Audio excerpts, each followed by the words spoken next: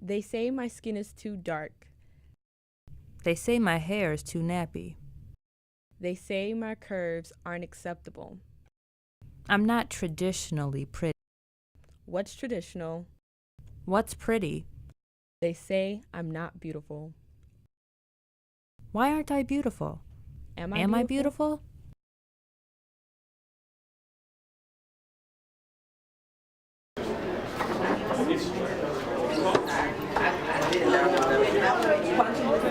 Oh, that's the poop swastika that's down on the wall. What? Someone smeared a poop swastika in their bathroom. But our grade is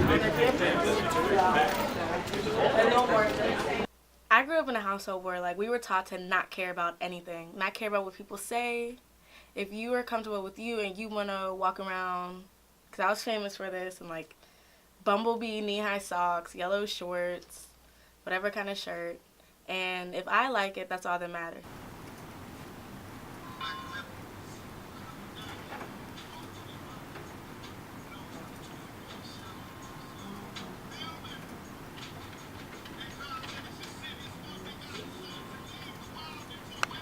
People kept reminding me throughout my childhood, oh, you had such long, shiny, soft hair. What happened? And I get that every family reunion. I'm like, it was damaged. I want natural. Let it go.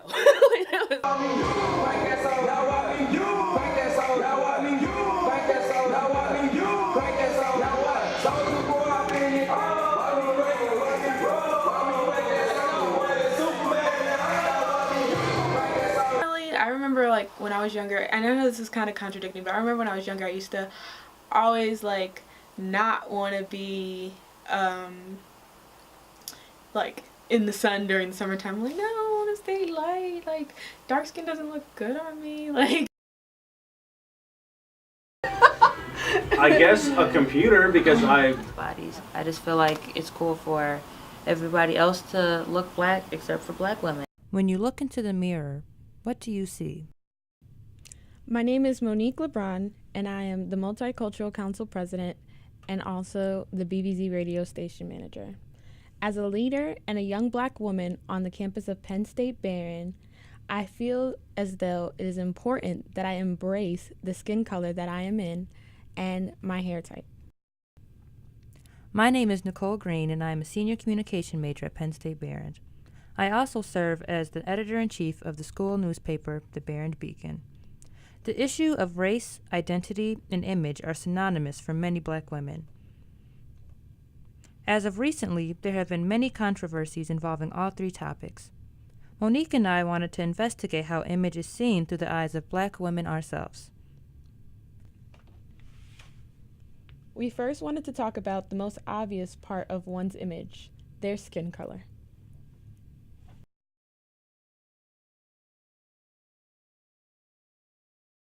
I think that it's just terrible because, we have, society has created these, light skin versus dark skin, light skinned people are more valuable and they're prettier, they're more civilized compared to darker skinned people who are, uglier and more violent and not as civilized. And, it just sucks because I feel like, it's trickled down within our black community. it dates back into before we even existed, into our ancestors and into the slavery times, and when on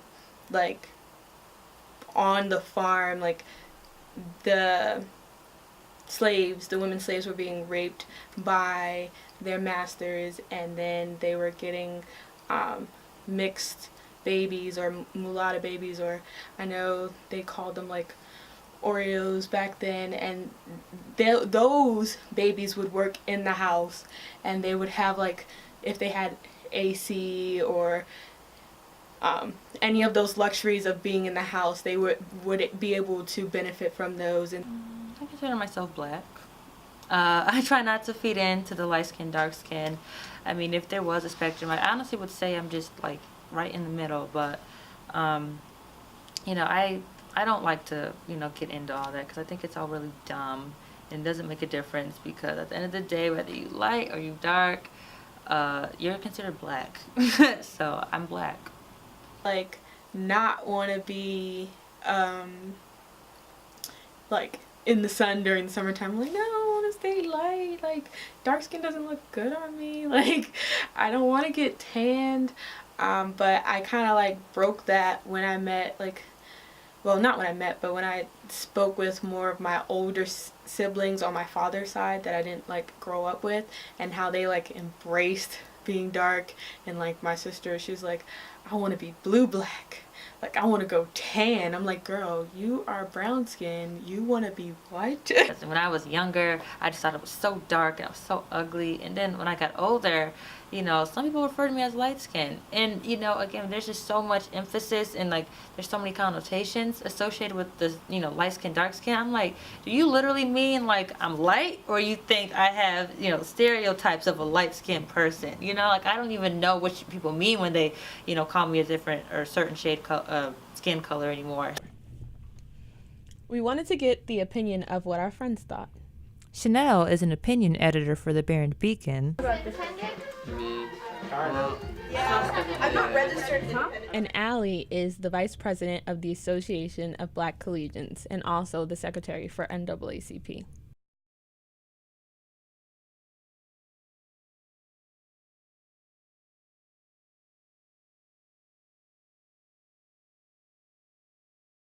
Where I'm from, the culture that I'm used to, like, I feel accepted. I can go and wear whatever shorts I want to wear.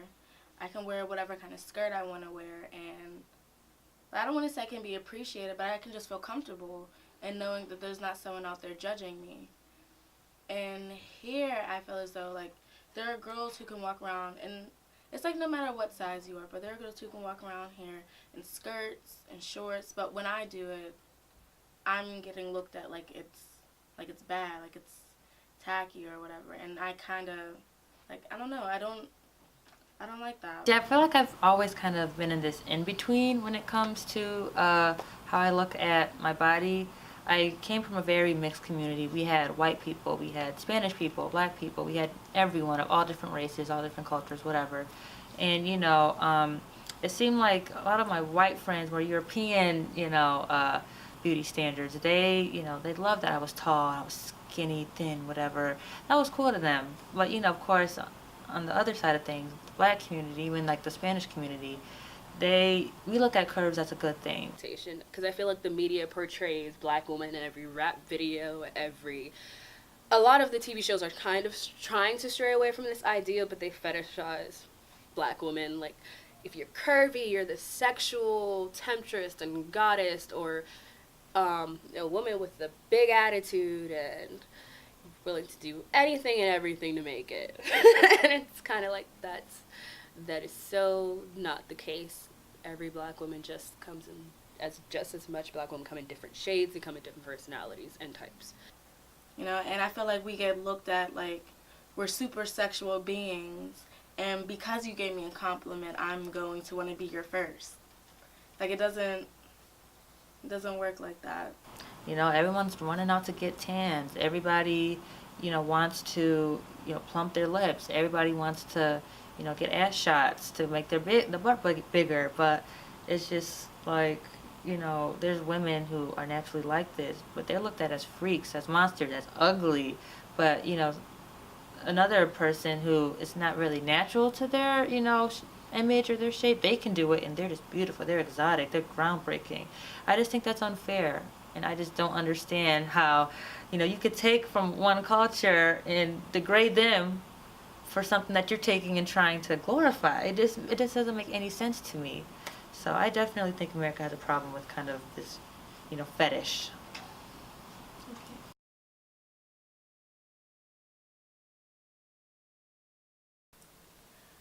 There's a misconception that there's just one type of black hair. And that's really completely false, because there is an entire class system for hair types that includes everybody. And you have the kinkiest, curliest, which is like a 4C, and the loose wave curly, which is like a 3A. I think around like the second or third grade, because I was in a predominantly like Spanish, black kind of school, and like all the Spanish girls had like their hair in pigtails, and then all the black girls that were in the class also had straight hair that was permed, and my hair wasn't. So I remember just like feeling like I didn't fit in with my hair, and, like begging my mom to go get a perm. That wasn't the best decision, but I wanted to be like all the other girls who had like this long, shiny, silky hair. The youngest in the family, so I got teased a lot. I guess that was good in the sense that it made me have tougher skin.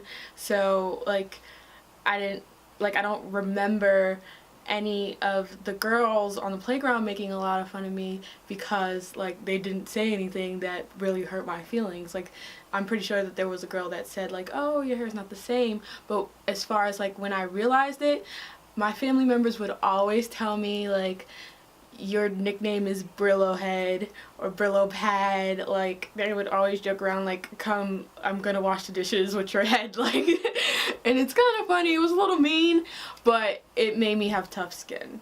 And my mom never put any chemicals in my hair, and relaxers are huge in the black community. And I was sitting in one of my classes. It was pretty much like an all-girls school, and it was girls from all different backgrounds. And there was this one girl who came up to me and she was just like, your hair is nappy. Because it was curly and it was in like the super big, not an afro, but it was in like a big curly ponytail, like something a middle school age girl would do. Like I'm not, like my parents were big in like, look your age, it is okay, don't grow up any faster. So I'm like, whatever, I'm okay with that. She's like, your hair is nappy. And we got into a whole argument and she was like, your hair is nappy if you can't pull a comb straight through it. And she pulled out her comb and she did. I was like, I can do it. And I took the comb from her and I was just like, and it didn't go straight through it. Like I said, now that I have a better understanding of what I can do with my hair, it's like in the summertime, that's like strict weave season for me. In the fall, like that will be when I like don't really try to do much to it, like just wear it natural for a couple of weeks, and then once like winter starts to kick around, I'll go ahead and braid it up, and then spring again, let it out, let it breathe. Winter, weave it up. Summer, weave it up. So it's like, now that I actually realized I can make a pattern out of this, and this can like really work to my advantage, I love it. It doesn't bother me at all. It's amazing that I can do this with my hair, and now that I've actually sat down and like, I guess, come to terms with it, it's the best thing.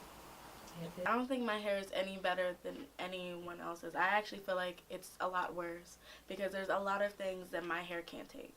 Like people can wear weave and you can rock it and wear it, and I probably couldn't wear it for more than 2 weeks because my hair doesn't like it. And I can't do twists because for more than 2-3 weeks because my hair doesn't like it. And so it's just like, I'm extremely limited in what I can do. And there are other times I'm like, oh, man, I wish this could work, and it doesn't work. I love my hair now. Growing up, like I said, I used to get like the weird nicknames of Brillo Pad, and I used to like be down on my hair and be like, man, why wasn't my hair like curly like my sister's? But now that I like actually have taken the time to embrace it and to like play with it a little bit, I love it. When I look into the mirror, I see someone who is black, beautiful, and unapologetic about it. When I look into the mirror, I see a young black leader.